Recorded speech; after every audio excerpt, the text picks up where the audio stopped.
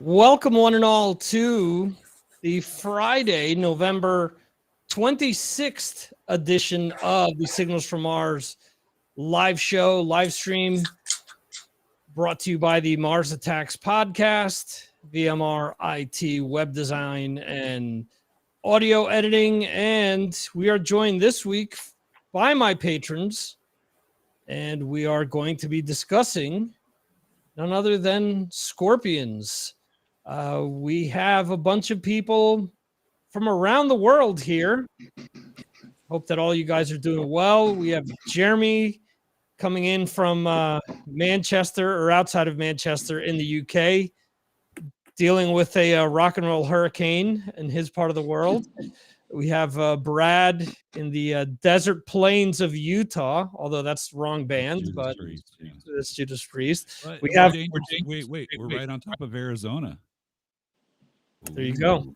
There you go. That's correct. Nice, Yeah. nice. And this transitions into Johan because he's in a blackout. Yeah, that's right. We can't see Johan. He's in a blackout there. I can kind of see him, but Wait, there he is. It's the ghost of Johan. but Yeah, and then sure. I know it's dark in Sweden right now, isn't it? yes, it's the midnight sun. Or is it not dark there this time of year? And we do have Rob Rowe up at the top, joined by his microphone as well, who was a big star the last time around that we did one of these band discussions. That's right. Give the mic respect, man. That's it. A round of applause for the mic there. There we go. Now we can see. Is he But, wearing a Rush shirt? Is it a Rush shirt? Signals. Yes, it is.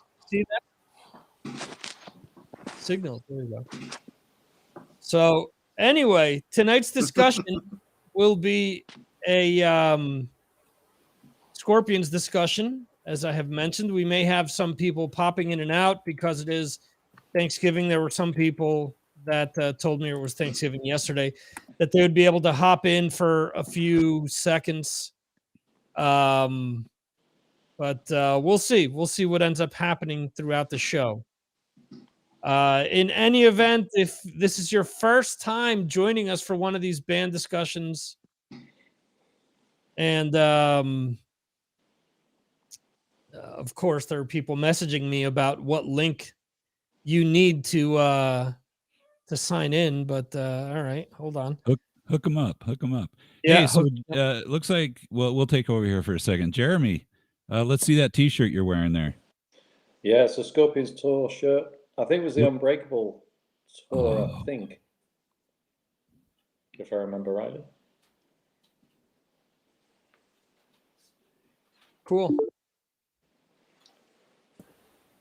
Yeah, here's my my Unbreakable. It's There we go. yeah, it's from Asia somewhere. It's like an SCD or something like that, an SDCD or something. I don't know if that's the normal cover for the album or not. Yeah.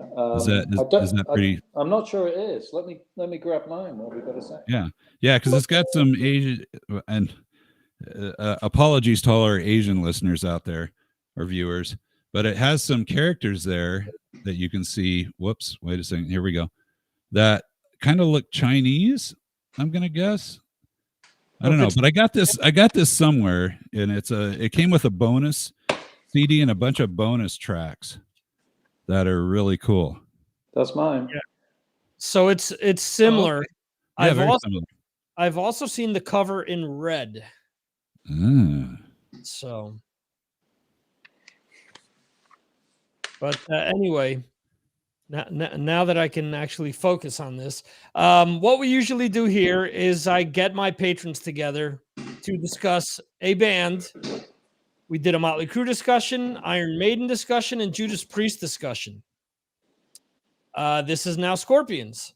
So, and for you to be able to appear on screen, chat with us, and have your voice heard, you need to be a patron. You can do that for as little as $2 a month, and then go up from there, depending on what type of merch or what type of things you actually want to listen to from the from Patreon. So there you go. We welcome the metal dentist, Mr. Gabriel Ruiz. Hello. I believe that is a familiar kitchen that I know of. There was a chocolate bar scandal of 1991 took place there, but that will be a discussion for another night. No. You got to talk about that right now, real quick. What the hell is that all about? You know the story I'm referring to? No. Okay. So we actually I have wasn't in this house in 1981. that isn't your parents' house? No. Okay. All right. It looks like your parents' house. And I'm an idiot for bringing this up because technically your computer would be where their range is or the sink. So it would make very little sense for you to be propped in front of the fridge. But correct. No, this is my house. It's similar, but no. Yeah. What's the chocolate bar incident? The chocolate bar incident was a story you once told me where you got home, you had hidden it was a specific chocolate bar that cost a lot. I forget what they were called that Hershey's had with almonds. And you had hidden it. And that Friday you were going to come home and eat the chocolate bar after school. And then when you got home, you looked in the cabinet and it was gone. And then you asked your old man, you said, hey, have you seen my chocolate bar? And he turned around and he had chocolate all over his face. He says, no, I don't know what you're talking about. Yeah, that sounds about right. Yeah. So there you go. All right. Sorry. So the subject of Scorpions, I felt that it was an important band to bring up because during one point in time, I feel that they were just as important as Maiden or Priest, definitely in Europe and even in the US with Love at First Sting and Worldwide Live. Both of those albums were huge. They were huge everywhere. I remember as not even a teenager, before I was a teenager, because that came out in 84-ish, Love at First Sting? 84, 85? Yeah, it was 84. I think, yeah. Okay, so I remember up until the early 90s where you could walk into bars here in Spain and you'd hear Big City Nights and Bad Boys Running Wild all the time.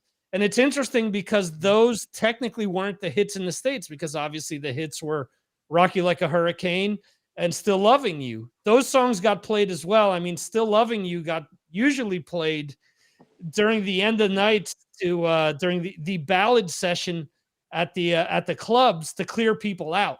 Once the ballads hit, you knew that there was like a half hour left before they were closing. So that's when they would play that kind of stuff.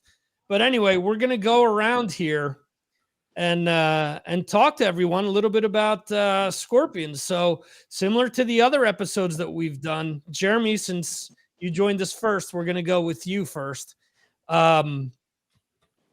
Do you remember the first time you heard Scorpions? Did you know the name of the band before you actually heard music by them?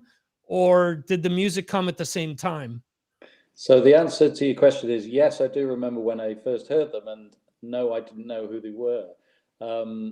We used to play a lot of music at garage parties in the early 80s. I was in my early teenage, and we used to go around to friends' houses for garage parties. And we used to take a lot of metal with us. And a friend of mine took the Love Drive album, which I'd never heard before. And they used to play various songs off it. I mean, they used to play Another Piece of Meat, and we'd all headbang in the middle of the garage. And the girls would just look at us with disdain while we were doing this, all clad in denim and leather as usual.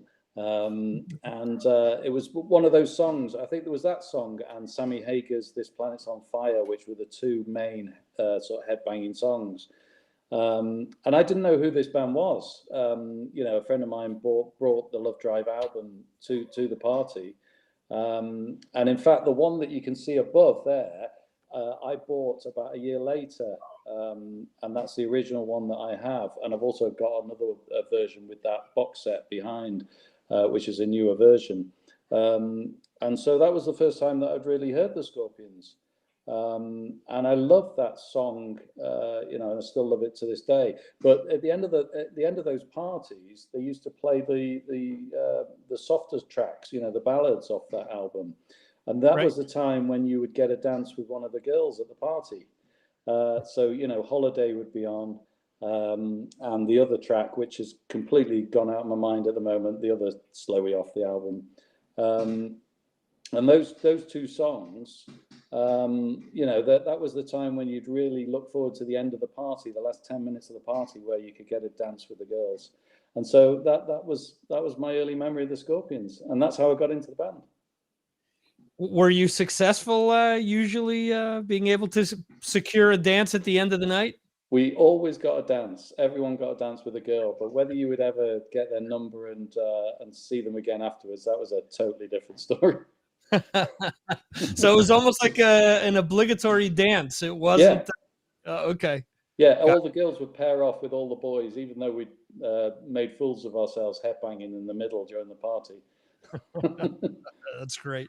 Tell us about some of the stuff that you do have behind you, because you piqued my interest with the box set. That's the 50th anniversary remasters there. Yeah. So so this is a limited edition, numbered edition. I can't remember the number of this one now. 1,710 out of 2,000. And strangely, I only bought this in the last 12 months or so. And I bargained on the internet for this with somebody else. And it was a lot of money. But it wasn't as much money as they were asking for. And I just had to have it because it's just a great box set, and it's got some great albums on there. We'll talk about maybe one of them later, which might be my favorite. All right. But yeah, I've collected Scorpions albums ever since that sort of, those days at the party. And like you say, all the 80s stuff is amazing. And I really didn't know the Uli John Roth era until sort of later in life, really. I mean, it was always, to me, it was an 80s band. It was all Rudolf Schenker, Matthias Jabs, a real good 80s band. And later on, I discovered, the rest of it.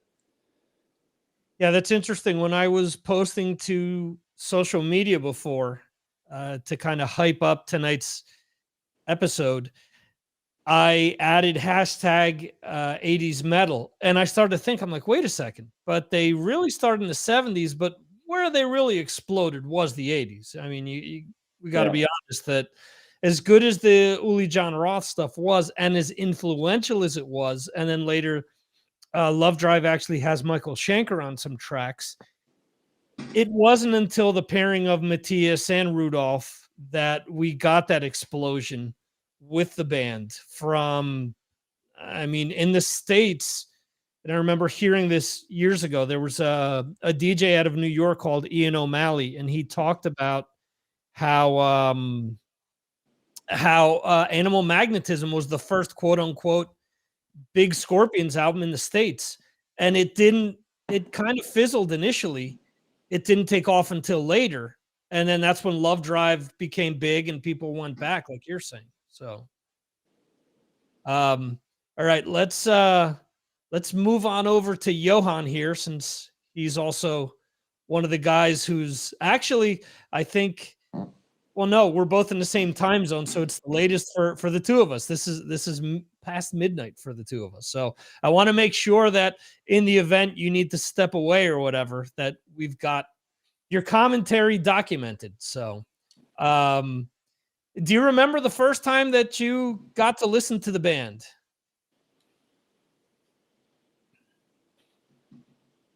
Your mic isn't working, Johan.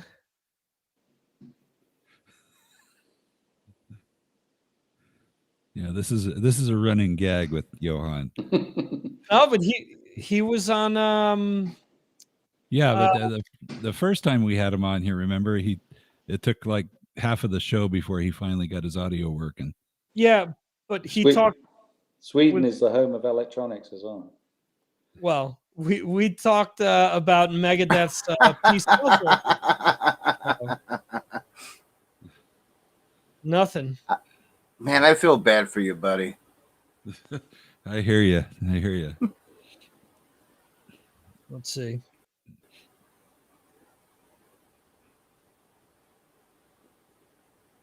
All right. Like, I think he's out. He tapped out. Well, let's see. Yeah. Okay.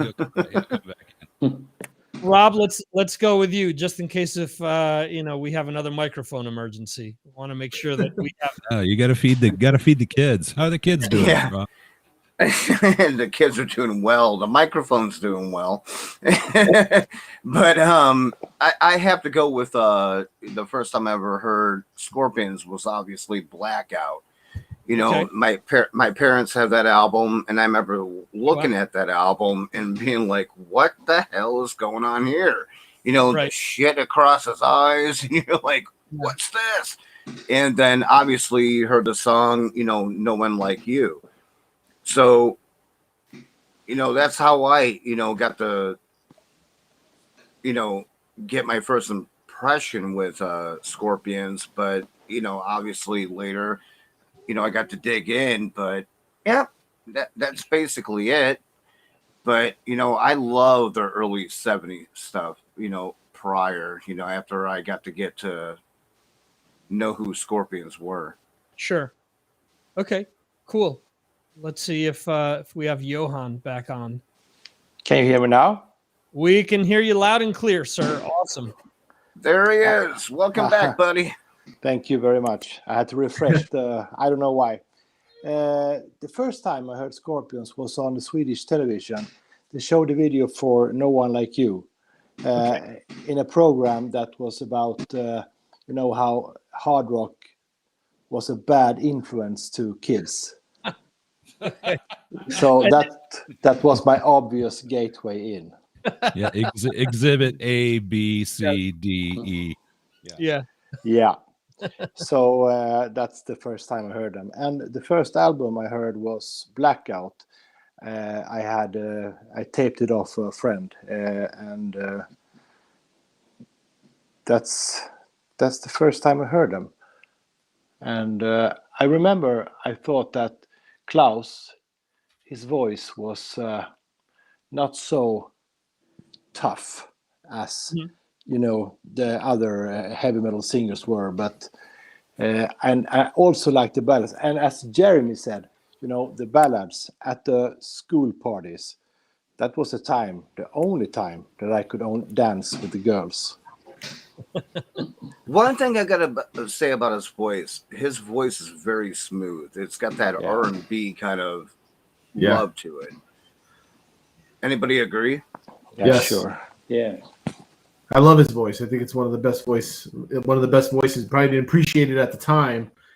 Didn't appreciate him at the time, but now later in retrospect, he's probably one of the best vocalists in metal, or 80s metal at least, in my opinion.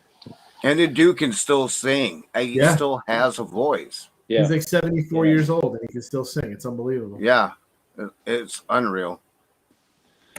Cool. The cool thing about Klaus is that nobody else sounds like him.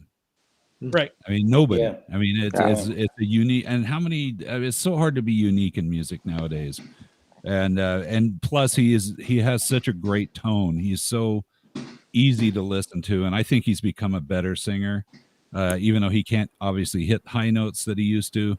Hence why Big City Nights sounds so weird now.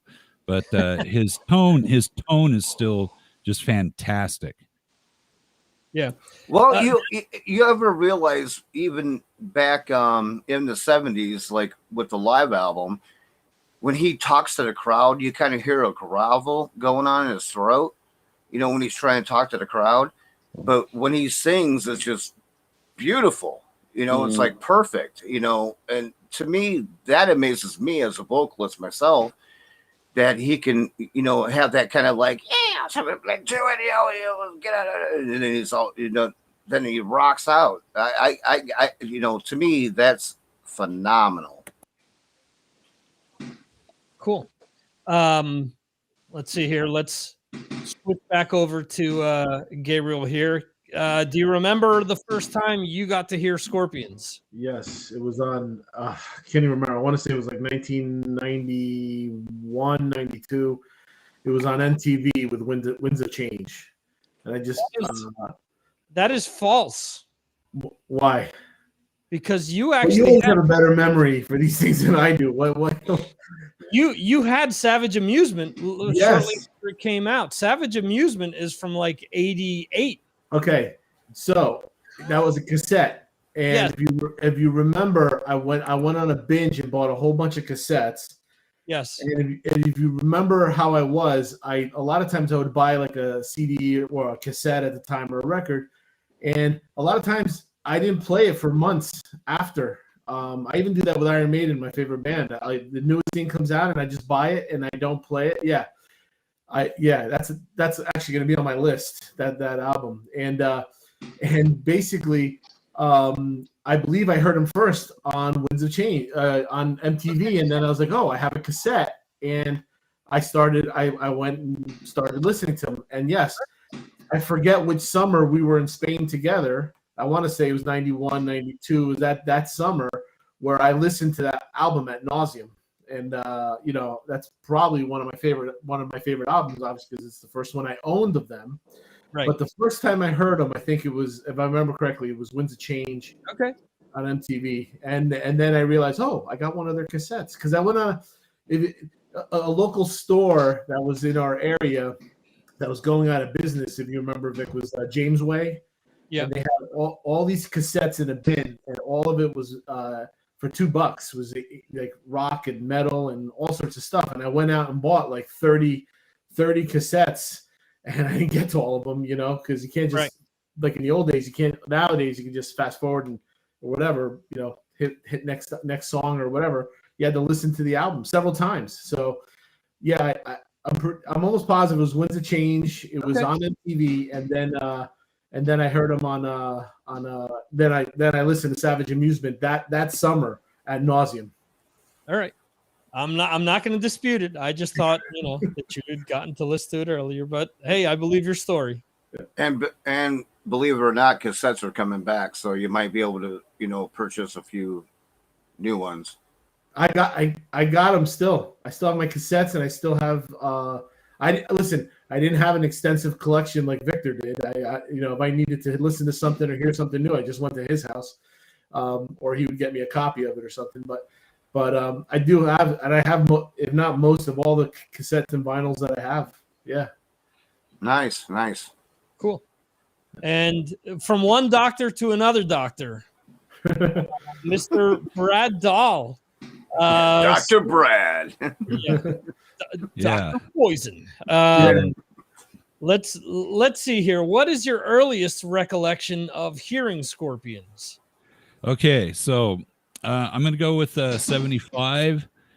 Back then, there weren't that lot of hard rock bands, and I remember, I don't even know how I heard about them, but I think I was in the record store and looking at the albums, and they had Flight of the Rainbow there and Scorpions. Mm-hmm. And I looked at the pictures and I thought, oh, these guys look like they're kind of hard rock, but I didn't want to spend my money on it. So my buddy, Doug Moore, who was with me, I said, dude, you should buy this album. And he did. And so we went back to his place and we listened to it. And I'm like, what the? So this isn't hard rock. What? It was like all spacey, and, I didn't smoke weed and stuff. So I didn't quite get that album. So I just kind of passed it off. It wasn't until 1978. And my first girlfriend had just dumped me. And I was kind of licking my wounds. And so, what do you do? What do you do when you're hurting? You go for the music. So I went to the record store and I saw this cover. Oh, wow. Okay. I saw this cover, and I of course, it was vinyl back then. And I was like, okay, I don't know what the hell's going on there. It looks kind of a little homoerotic. I don't know what's going on. But I said, that looks like they're rocking out. So I got to buy this. And I did. I went home, dropped the needle on this thing, and the first song, All Night Long, came on. And just the sound of this live album it just hit me. the drum sound right off the top, because it starts off with a drum fill. Those toms sounded so great. And so that first song was just rock, and it's like nothing else. I'm like, I've never heard any other band doing this kind of music. Pictured Life was next, Backstage Queen. I mean, it just kind of rolled right through it. And then it kind of got a little bit into the spacey stuff with the Polar Nights. And Polar Nights, I think at this time, this band was kind of bipolar. And so, I mean, you had the Uli side and you had the Klaus side. And the Klaus side was what I was more drawn to. And anyway, this album here, it saved my life at that point in time. I stopped thinking about that girl, and I started thinking about rocking. So there you go. So I'm sure if she looks back at her decision that night and looks at what an accomplished doctor. Yeah. You know, that's pretty much why I went to the doctorate program, is to piss off all the girls that dumped me in the past. Well, that's the way to go. Yeah. What is it? The best revenge is living well, and I subscribe to that. Exactly. It's like, yeah, look what we're doing. Look what we're doing now, kids. Although I'm not gonna lie. I'm not gonna lie. I want to be in this picture here. I want to be with these dudes. This is. Oh no. That yeah. I mean, looking at this whole thing, I'm like, I want to be in Japan. I want to be a rock star. I want to, yeah. So anyway, so to all of those girls, to quote Willie Nelson, to all those girls you've loved before, this is for them. See that? Too bad, so sad. Yeah, and now that I'm the trivia champion, the Trivia Tuesday champion, oh boy, we're gonna rub it in. My status has gone up, even more. Settle down. Brad won.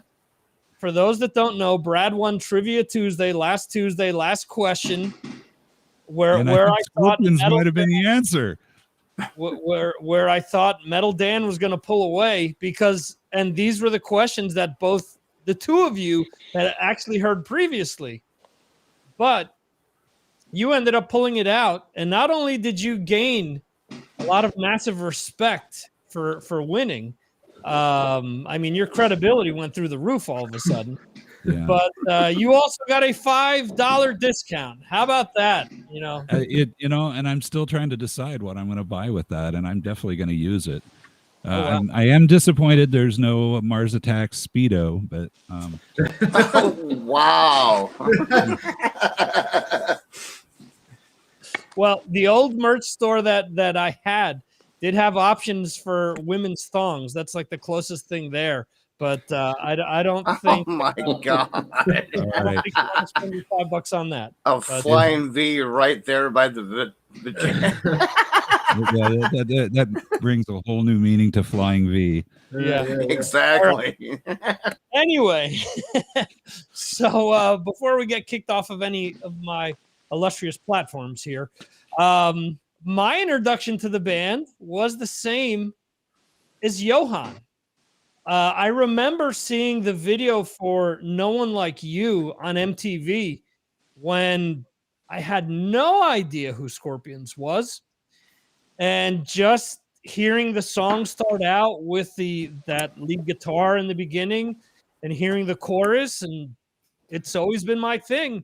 If that chorus gets stuck in my head, or if there's a guitar riff that gets stuck in my head, and it inevitably, I can't speak, it eventually gets stuck in my head rent-free, I usually fall in love with it. And No One Like You did that for me. So that made me instantly become a fan of the band. And when Love at First Thing came out, because I remember I saw the video maybe a few months before Love at First Thing, I was like, oh, here's that Scorpions band again. And it blew my mind that, there was a band in Germany that was doing hard rock and metal, which was what I was in love with. And, growing up in a household where our musical landscape was Spanish folklore and Spanish pop music and stuff.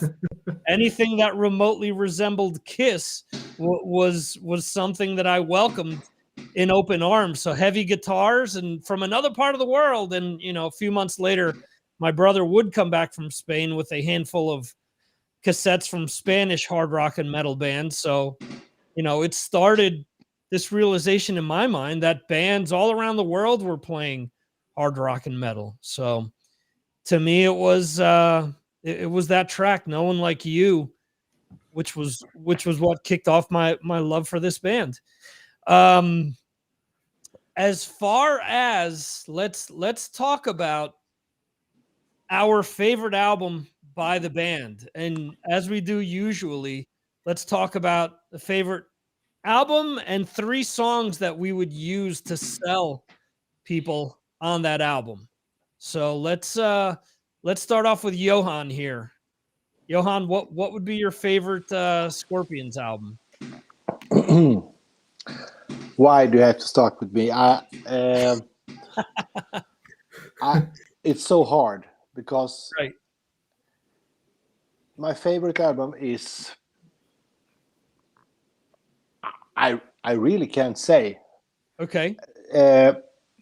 When it was 1998, my favorite album was Savage Amusement. Okay. Because I was 16 and it was my summer of love. Mm-hmm. And I met some girls and I had listened to the Scorpions album. So it was a soundtrack to one of the best summers of my life. Sure. But now in perspective, I must say Love at First Sting. Okay. Yeah. The opening track, Coming Home, with the beautiful intro to that song. That album is really, but on the other hand, Blackout is, no, I say Love at First Sting today. It's so hard. It is very hard. It's impossible. Love Drive, Animal Magnetism, I really can't say. But today, just for the sake, Love at First Sting. Okay. And the songs are Coming Home, Still Loving You, and I'm Leaving You. Oh, wow. Love that song, I'm Leaving You. That was actually shot at a college relatively close to where me and Gabriel grew up. That was shot at, I think it was Centenary College up in Hackettstown, if I'm not mistaken. Oh, really? I didn't know that. Yeah. It was an all-girls school at the moment, or at that time. And it was one of the reasons, if I'm not mistaken, why they shot there, because they needed a lot of females in the video. So there you go. Let's see, Mr. Rob Rowe. What is your favorite Scorpions album, and what 3 tracks would you proclaim as your favorite to sell the album to someone else? I have a lot of Scorpion songs I like. Okay. Because I'm just one of those fans that like a song to song kind of like deal, if that makes sense. But I'm just gonna say my favorite song of all time is The Sales of Sharon. Sharon. Come on, yeah, that song kicks so much ass.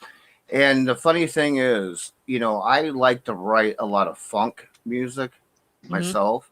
And when I first heard that, I'm like, I kind of ripped these guys off without realizing I ripped them off. That song is so badass. And I remember listening to it just the other day because it's been a while. And I'm listening to it and I'm like, I think I ripped these guys off. And I didn't mean to, but what are you going to do? There's only so many notes and, chords you can play on a guitar or bass or whatnot. So, right. No better band than early Scorpions, in my opinion. Yeah. So that is, let's see, Sales of Sharon is off of Taken by Force. Yeah, Taken by Force. So cool. Mr. Weltman. Well, I actually feel Johann's pain because I've spent the entire week flipping backwards and forwards between albums, wondering which is my favorite album. I mean, we've mentioned Love Drive, not a filler track on that album. We've Blackout, not a filler track on that album. And, you know, the list goes on. Love at First Sting. I love Unbreakable as well, which is a more recent album. But once I thought about it, I had to think about the album that I pull out of my collection more often than not. And I go back to the Uli John Roth era. And in fact, you've just mentioned the album because it is Taken by Force. And the reason, one of the reasons I picked this particular album, they released 1 year earlier than this album, they released a fantastic album, Virgin Killer. And a year later, they released an album that is just as good, if not better. And the songs on this album are incredible. And you've actually put up at least one of them this week. We'll Burn the Sky, which was is one of my choices off the album. The other song that I really like is Your Light, because it's got a real swing feel to it. This is where Uli John Roth comes into his own. You know, he's got that real swing guitar sound that obviously he's very influenced by Hendrix as well, which is another side to his another side to him. And the other song that I'd really draw your attention to, and Rob's just mentioned The Sails of Sharon, which is fantastic. But I would also mention He's a Woman, She's a Man, because I listen to the guitar on that, the main riff, and I'm hearing Metallica. Yeah, I agree. That's so good. Yeah, it's and yet, you know, I can listen to any of those songs on that album, and I think they're all amazing. So that to me is the greatest Scorpions album. Cool. Let's go with Dr. Poison. Real quick before Dr. Poison comes on, I am sorry if I keep, going away. I have kids and they kick my ass. So every now and then, you got to remember it's 5 o'clock my time. So it's dinner time and all that bullshit, So I dinner's important, man. Feel you, man. No worries. Yeah. No problem at all. We know that if you're in and out, it's because you got other things going on. That's cool. Just your mic does a great job at representing you. Well, thank you. And my mic will also tell you it still loves you. It's still loving you. Absolutely. So go ahead there, Dr. Poison. Your favorite Scorpions album and the 3 tracks you would use to sell it. All right. Well, I could also go the same route that Johann and Jeremy went, and that's talk about how hard it is, difficult to choose one favorite. But I'm going with this one, and I'm thinking. I don't know. I'm thinking, number one, the first time I got to see the Scorpions was on tour for this album. So that played a big part in it. But also just the production on this album and the songs, it was just, I think they'd finally hit their stride. I think they really, that was kind of just, they'd made it. Okay. So. And that's Love Stings, right? Yeah. Love at First Sting. Oh, Love at First Sting. Sorry. Yeah, Love at First Sting. Oh, the choo-choo's here. Okay, so now I'm gonna pick 3 songs. I have a feeling that in Sweden that the running order of songs is different because Coming Home is not the first song on the US version. Although it should be. It makes sense. I mean, that's the song they opened up with when they on this tour. And it was fantastic. It was what a great way to open up a show. But for me, and I'll include that in one of my 3 songs. It's a great song, upbeat song.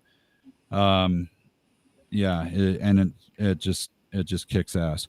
Okay, Bad Boys Running Wild. That's my favorite track on the album, just because that guitar riff coming into it, that lead that he plays, which I'm like, how did he do that?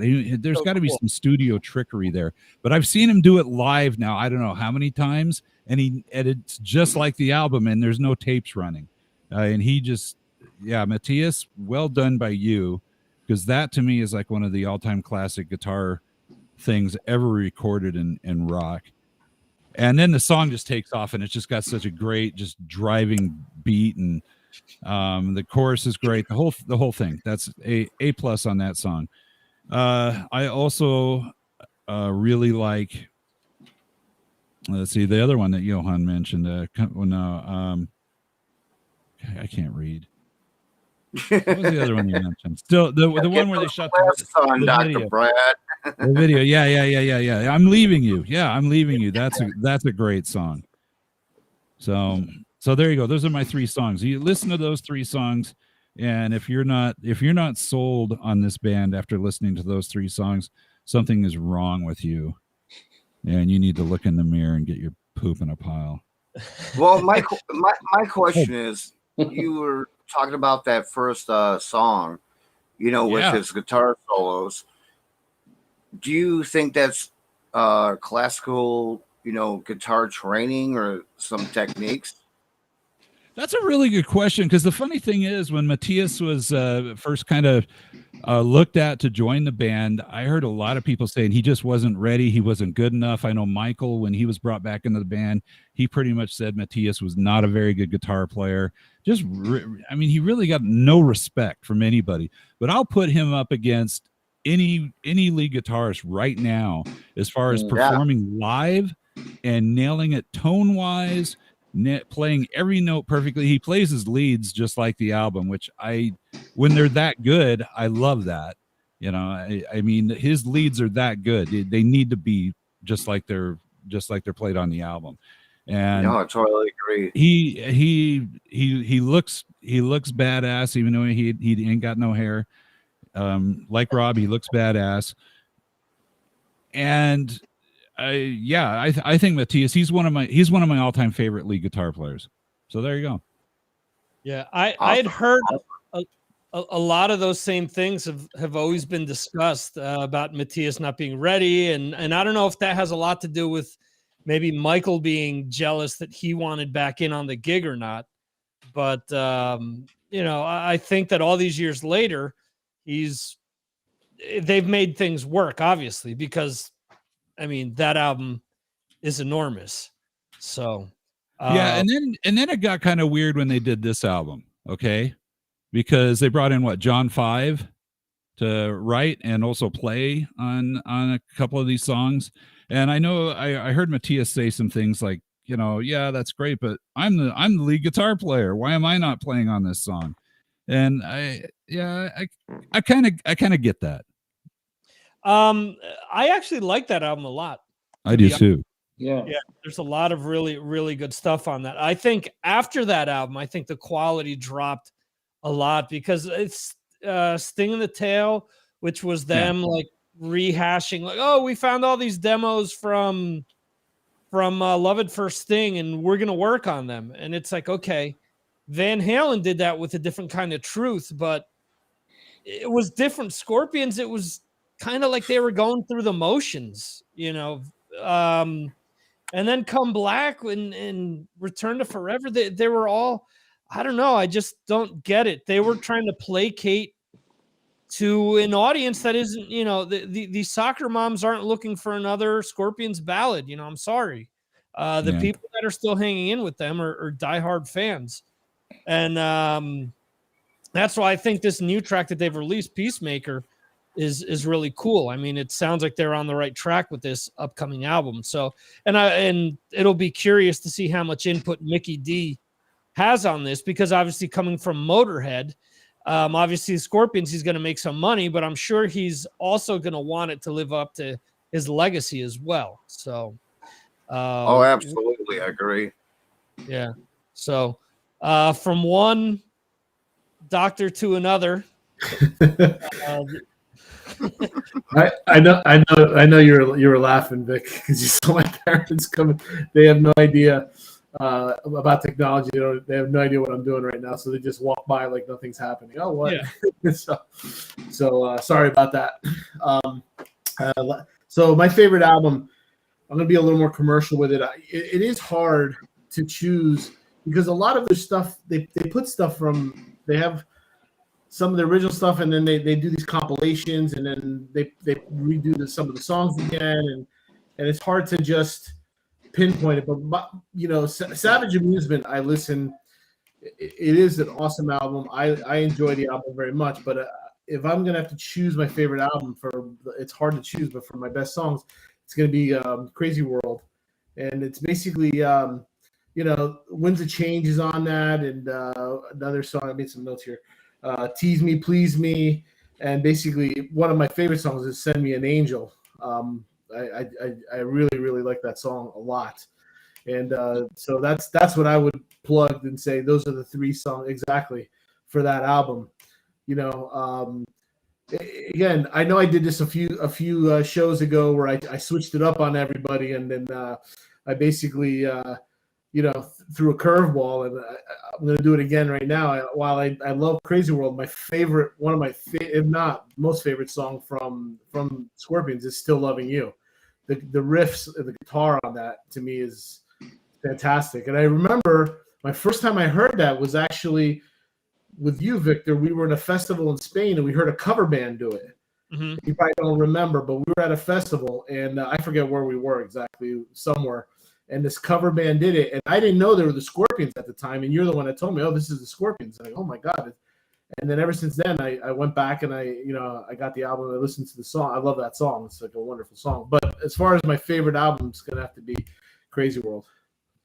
Yeah, Still Loving You and Queen's I Want It All was the staple for all the cover bands. Yeah, for the longest time. The I Want It All. And I was thinking, what? I want to be tall? What are you saying? There was a Michael Schenker tribute band that actually came to play close to here. And it was funny because the owners of the place that were doing the show, they said, "Oh, have you heard these guys? Well, what do you think?" And there was actually a guy, Jeremy, I don't know if you remember him or not, but there was a guy who's from this area who played for Real Madrid in the 80s. His name in Spanish is pronounced Amavisca's his name. He played late 80s, I believe, and he's got several pavilions and different things named after him in this area. But anyway, he asked me, he said, from the look of things, you weren't too keen on the question. I said, well, the music's great. The singing really sucks. And they asked me, well, what do you mean? He doesn't sound good? I said, no, he's not singing the lyrics. The dude's making the lyrics up. And I go, for someone that understands English and you're used to hearing these lyrics a certain way, when you hear somebody like making their own shit up along the way, it is an instant turnoff. So, well, good for you, man. I mean, good for you to bring that up. Yeah. Well, I mean, I have no issue mentioning it to the owners of the place. They wanted an honest opinion, so gave it to them. Well, there you go. Yeah. So for me, this is a common theme. Very difficult for me to pick one song because there's so many good Scorpions songs and albums. I mean, I've been playing my Scorpions playlist this entire week, and it's hard. Love at First Thing. There was a summer where someone lent that album to a friend of mine here in Spain, and we listened to that album ad nauseum. I mean, over and over again. And there's actually two different covers for this album. I don't know if you guys know that. There's the regular one with the tattoo and the woman and the guy. And then there's one where it's the five members of the band going across the front. I see Jeremy scrambling, so I don't know if he has that. Just the original, the one, the first one, yeah. So there's another one that was used because they found. There you go. Look like that. Is that it? That's the alternative cover. Okay. Because that cover, the original, like other Scorpions themes, had some side boob going on there. And as a result, there were certain stores that would not sell it. So there was that alternative cover made. The difference was, instead of, that's like almost like a gray, Brad, but it was black and white. It looked like the original cover, all black and white. That's the only difference. But Love at First Sting is just such a great album. To me, I mean, I'm going to be honest. It's hard for me to pick between Love Drive, Blackout, Love at First Sting, and Savage Amusement. And there are things on Crazy World that I absolutely love. There are things on Face the Heat that I absolutely love. There's things on Unbreakable and Our or Humanity, which Brad showed before. But I have to go with Blackout. There's just something about Blackout that just the riff to the title track. I just feel so many bands have borrowed from that. Can't Live Without You. That one's so great. I got to limit this to 3. And No One Like You, I guess. But I mean, the album still has, Brad brought up Arizona. Here's what I want to know. I've heard Klaus say that they actually play that song when they play in Arizona, but I've never heard a live version of Arizona. I love the song. I love the way the guitars play off of each other rather than playing together. Yeah, I've never heard it. Yeah. Well, now you got something to do tonight after you feed the kids. Listen to Arizona. Listen with headphones on so you get both guitars going against each other. Tell me if that's like one of the coolest things in rock music, when you have two guitar players that are not playing the same thing, but yet it works and it's absolutely. So, going back to Johan here. Johan, have you seen Scorpions live? Yes, I have, but only 2 times. Okay. I have seen a lot of bands a lot of times, but Scorpions I have only seen at Sweden Rock Festival both times. The first time was around 2009-10, and the last time was with Mickey D. Okay. And of course, seeing Mickey D with Scorpions is a big thing in Sweden. Mickey D is he's a big star here. So he get a. Isn't he Danish though? No, he's Swedish. He's Swedish. Good for him. He's from his parents. He's from Greece, but he's born in Gothenburg, of course. Okay. Yeah. All right. Well, that is Sweden. He was just nominated. You logged in late, Brad, to the Fireside show, because the first thing to come up was Mickey D was just given an award for being the Gothenburger of the year. Yeah. Wow. I think you need to put the Gothenburger on the menu. Really?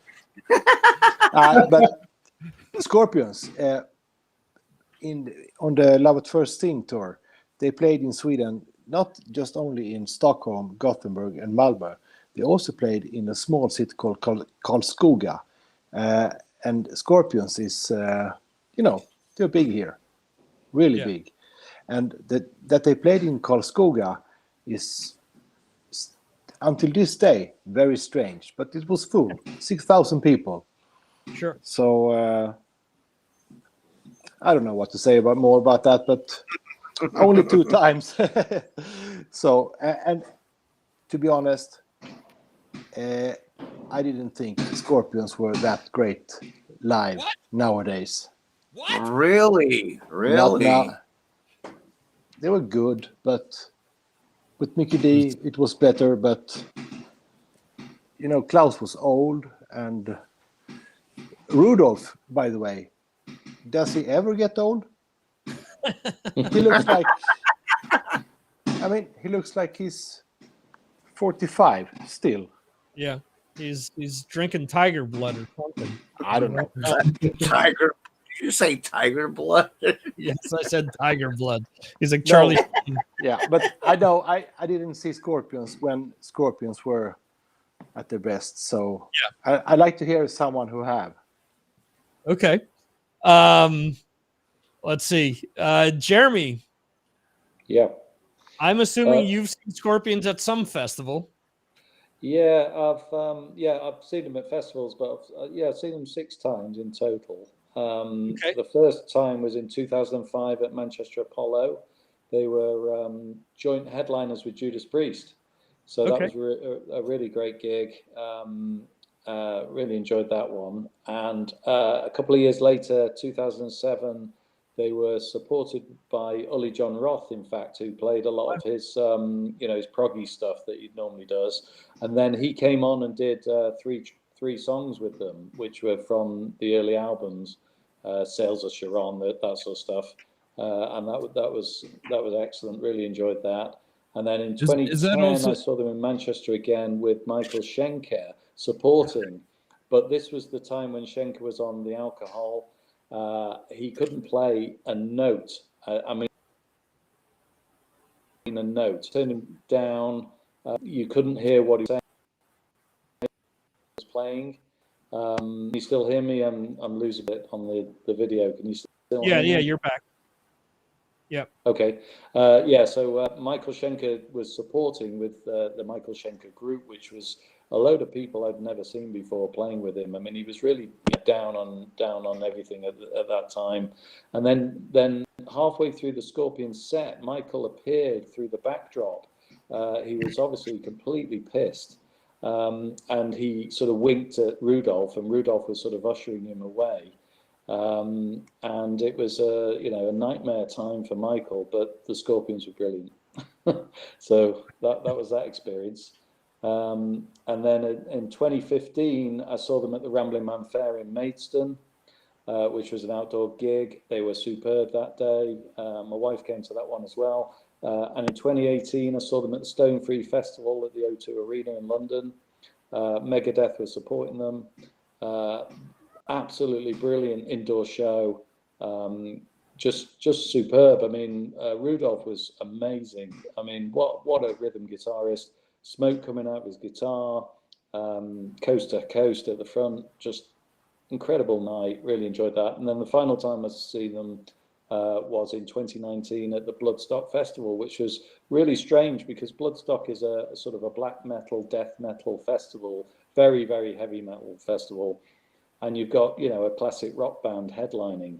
And I wondered how they would go down, but they were really well received. There's a lot of people watching them.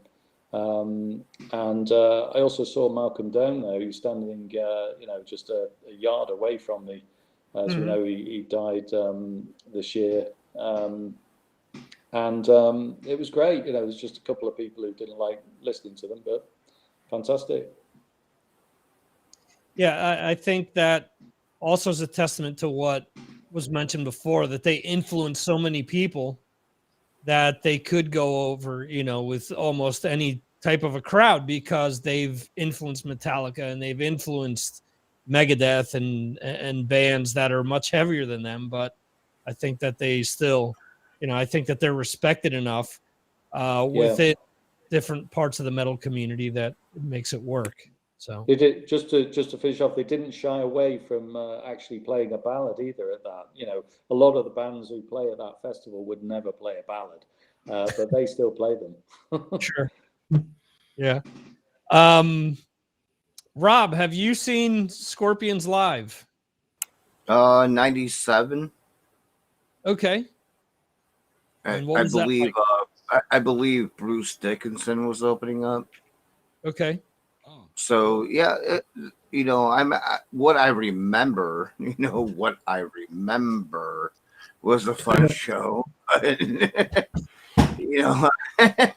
I had a good time. I got picked up and dragged out of there, so must have been a good time. But no, like being honest, it was an amazing show because everybody was on point. You know, it was like perfecto when you come to the music aspect of Scorpions. I mean, you walk in there, what are you going to expect? You don't want to expect shit. Mm-hmm. You want to expect a great show, you know, great performance, good vocals, you know, you have a good time, have a great opening act, you know. So, yeah, I had a great time. Cool. Awesome. Dr. Ruiz, have you seen them in concert? No. I think I'm going to be the only one in the group that has not seen them in concert. Hopefully they're still traveling and they'll come around, but I have not seen them. Okay. So we will have to do a follow. Yeah, we're gonna make that happen, Gabriel. Yeah. Okay, you and me, man. Scorpions. All right, I'm down. We're gonna do it. I will come to you if I to me.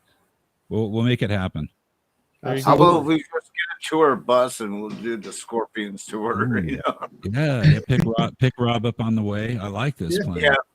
Yeah, and we'll just go and eat like at all the great places, you know, city to city, and then just go and catch a good show. I'm in. There you go. But the one catch, Brad, is you have to drive in the RV that you picked up in Mount Olive. Hey, that RV is available, by the way. Those people that I brought it out here for, I think they used it twice and then decided that was not worth the problems. And so it's been sitting in their yard for the last year and a half, going nowhere. So it's available. I can have it for like no charge other than the $1,000 worth of gas. And plus the microphone has to go because it's part of the show. Yeah.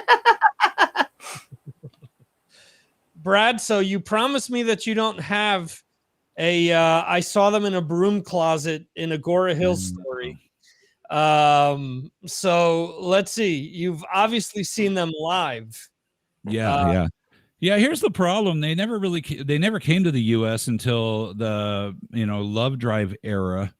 Mm-hmm. And at that point, I think I was living in no, because it was after that. I don't even think they came over here during Love Drive. I think it was whatever the animal thing is.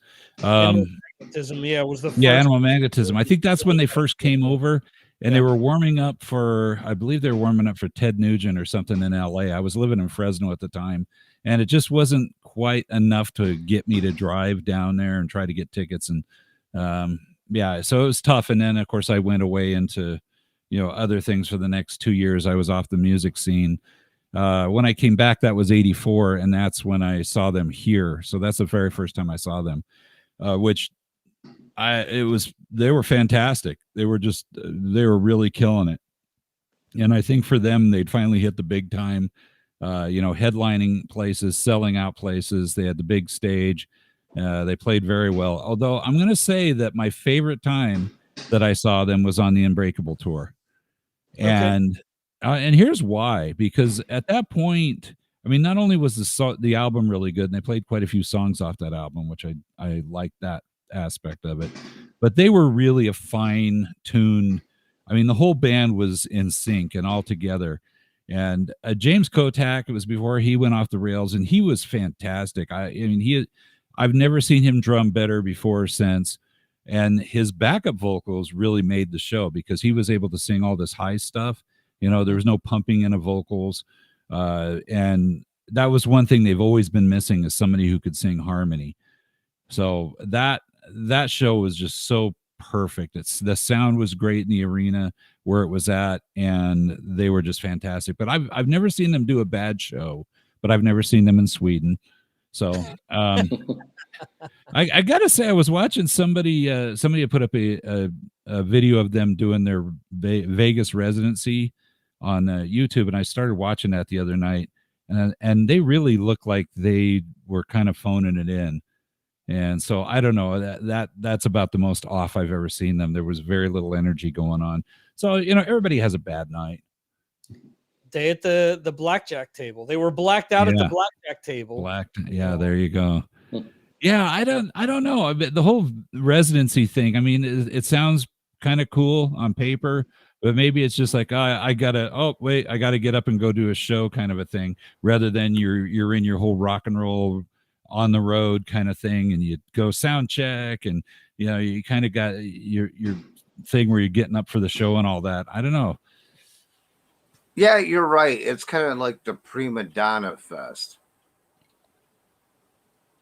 To me, no one does it right. Again, Metallica, when they had their residency to celebrate their 30th anniversary, they did 4 shows in 7 nights and played, I think it's 82 different songs. Mm-hmm. So if you're going to do a residency, make it special. Make it something that it's worthwhile for the fans, similar to... Yeah, if you're going to be a band like Kiss, you're going to get the same 21 songs. But that's the problem. That's what Motley Crue did. That's what Def Leppard did, except for the first time, and so then they wonder why they can't sell tickets. Well, if I'm going to see the same 10 songs that I could see for $5 to $10 on a lawn seat, why am I paying $300 to see you in Vegas? So, yeah, I think they kind of get caught between the, who am I playing for? The guys that are just in town to gamble, and then they saw, so and so's playing here, I can go to the show, and I know like 3 other songs kind of thing. Or are they doing it for the real fans who are going to fly into Vegas to see this thing? No, and they're doing it. They're doing it for the advancement. That's what they're doing it for. They don't give a fuck about the fans. They're doing it. This person's going to give you this amount of money. This person's going to give you this amount of money. Oh, do you want a hotel to stay in? Oh yeah, we can do that too. I'm a big Kiss fan, but that's what Kiss does. They play the same songs, and they just want to go out there and make their money. I'm sorry, but that's what they do. Yeah. I guess I get that from a business standpoint, but as a fan, and the fan that doesn't want to see the same songs over and over, I want to see something a little bit. I want to see something special, something different. It's like, if I'm going to travel to go see a band, I want it to be unique. Yeah, it would really be nice if they whipped into Strange Ways or something like that. You know what I mean? Just for the hell of it. Give us an obscure tune, not the same ones over and over. You want Scorpions to play Strange Ways? Yes, that would be all. Dude, that would be pretty awesome. Bone dude. Hey, I'm gonna, since we are kind of talking about Scorpions, although we veered into Kiss land, I'm gonna say this. I think the Scorpions, other than the covers they did on Tokyo tapes, those are awful, but I think the Scorpions do cover songs better than any other rock band. Even the stuff they did on Come Black, I thought they just killed those songs. I was like, holy crap. I mean, they made me like Ruby Tuesday. I mean, geez, that's, I mean, nobody else could make me like that song, but they did. And Klaus's singing on that is just unbelievable. Yeah, let's see, what other covers have they done? They've done a few, and they kill it. Yeah. Tainted Love is on that album. Yeah, as well. That's really good. And I could give a rat's ass about that song, and their version of that is really good. They did the Who's Can't Explain as well. Like, oh, that's really good. Holy crap. Listening to that today. Yeah, I want to play a version of that song, man. Oh. So, like my cousin, I have never seen them live. But here we go. What? No, but they have played close to me. You sat next to him in a movie theater? No. Wait a second. Wait for it. He saw the trailer. Wait for it, because Jeremy knows the story. Jeremy wanted me to repeat it. Yep. But yeah, so they've played like 20 minutes from my house. One time, my oldest son had just been born, so it was impossible. And the last time they played, it was pouring rain. So it was like, all right, well, get soaked watching Scorpions through questionable sound, or stay dry and stay home. Well, hopefully they'll be back at some point. But anyway, so we're coming back from the U.S. and my future wife and I are sitting in Charles de Gaulle Airport in France, and we're waiting for our connecting flight to here in Spain. Me and my wife are sitting there, and I see this guy, this really like a extravagant guy coming down the escalator, and I say to my wife, "Who the hell is this clown who thinks he's Rudolph Schenker of the Scorpions? Like, come on, who the hell is this?" And that turned to, oh shit, that's Matthias, that's Klaus, that's, I don't remember the current bass player's name, and that's James Kotak behind them. And my wife was like, go up to them. I'm like, I'm not going to go up to them. Like, we're in the middle of the airport. They're calling for that gate over there. They're playing a festival. It all of a sudden dawned on me that they were playing a festival here in Spain. So they were waiting to be like the last people on that plane. So my wife gets up and flashes the devil horns, and they all kind of go by. And then James turns around and goes, "Rock and roll forever, man." So I didn't see them in concert, but I can almost guarantee I was closer to them than anyone else. So, no shit. So that's my Scorpion story. And I will say that seeing them go through the security check was something that I wish I was blindfolded for, because all these years of speculation. Nobody had the cucumber in the tinfoil. No, but there was more than one Gallagher hairstyle. That's all I will say. Yeah. Hey, so, not everybody's blessed with the, Well, I'll be there one day as well, so I shouldn't really knock it. Well, no, the funny thing is that you got to experience that. Not many people get to. I've experienced, many rock and roll or actors in my time, but that is really cool that you got to actually, like, what's really kind of funny is your wife was the one that told you that's the Scorpions, go say hi, and you're like, no. Well, I'm not really somebody who tends to if I see someone like that, maybe I'll say hello, and that's about it. Even at shows when I've interviewed people, if I see other musicians hanging out, I'll say, "Hey, how's it going?" And that's about it. I don't usually go up and say, "Hey, I'm so and so." I wasn't expecting you to be all like, yeah, getting all fucking freak about it. But, I would expect you, you could have walked up and went, "Hey." Yeah, well. I'm Victor. Did you freeze him like that on purpose? Because that's you should.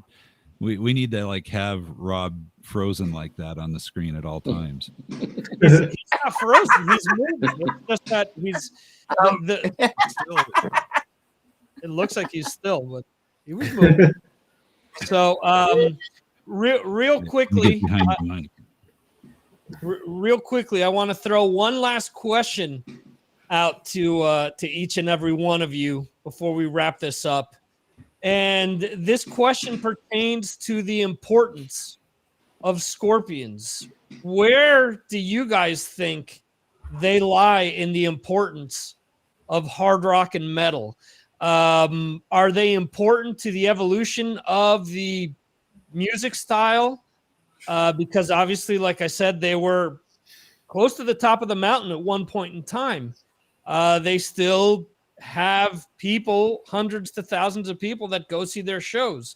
do you think that in the grand scheme of things, they'll be remembered as an important band throughout the history of hard rock and metal? Johan, what do you think?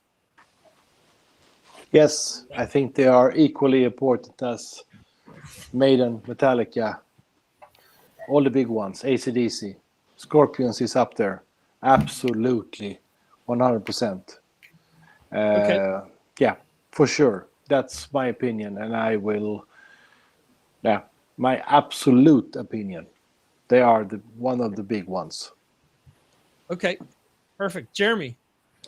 Yeah, I think the fact that none of us have mentioned tonight that they're actually from Germany says a lot about them. They're a worldwide phenomenon, and that in that respect, their popularity will last forever. They are one of the greatest rock and roll bands, one of the greatest classic rock bands, I'd say. So I think they're really important. Okay, Rob? Well, of course. I mean, the longevity speaks for itself. Been around, 50 years? Yep, 50 plus. So, of course, yeah. Okay, Gabriel?